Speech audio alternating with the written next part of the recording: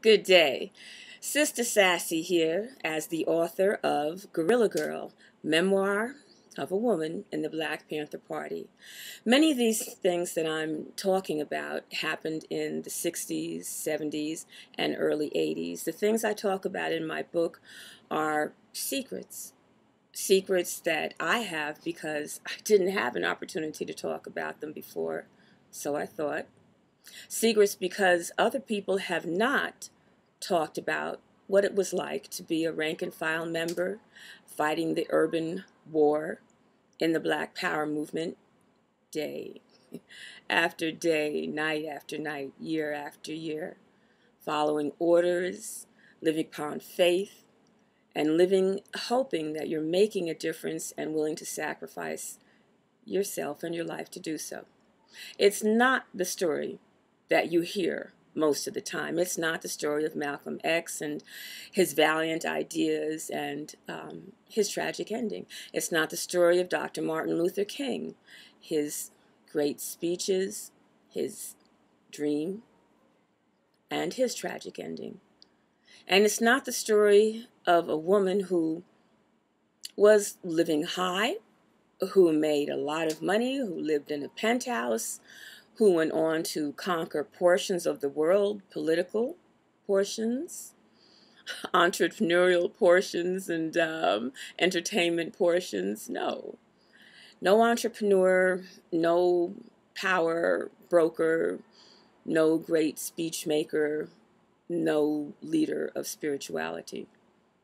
I was a rank-and-file member working very, very, very hard, diligently in the Black Power movement, and the secrets I want to tell you are the secrets I haven't told because I didn't think I could, because other people had not told them, and because I hadn't resolved within myself the place these secrets held and the power that they held in keeping me back.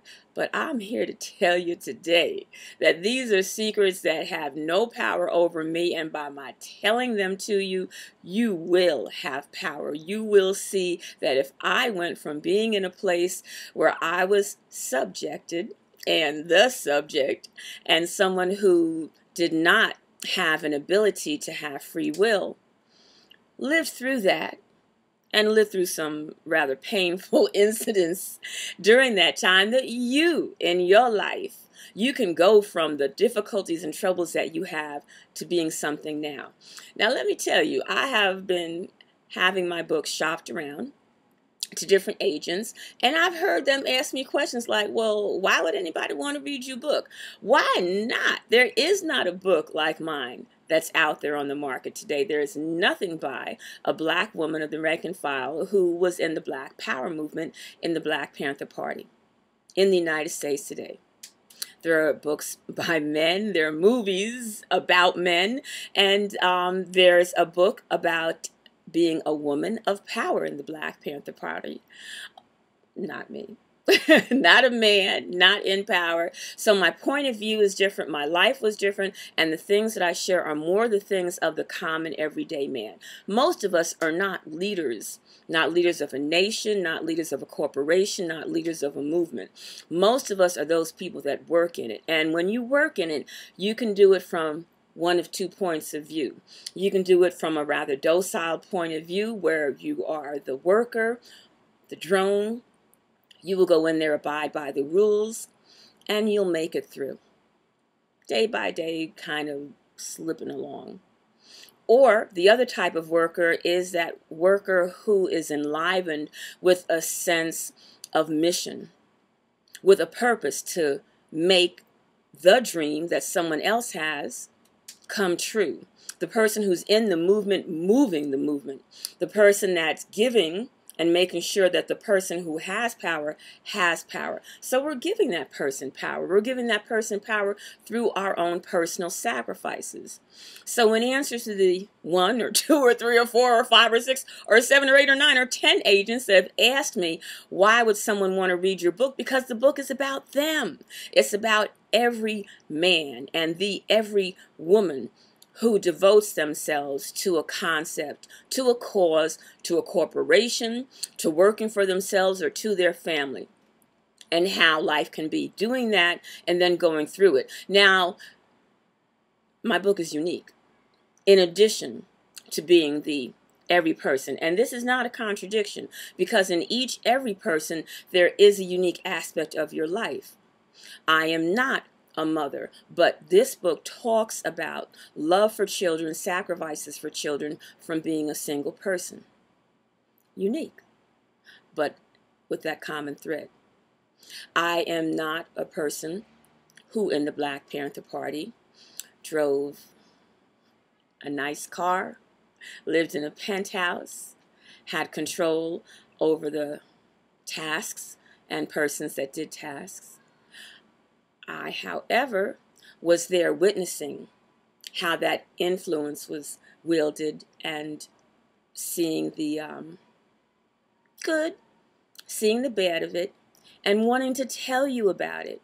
This is a part of history you need to know about.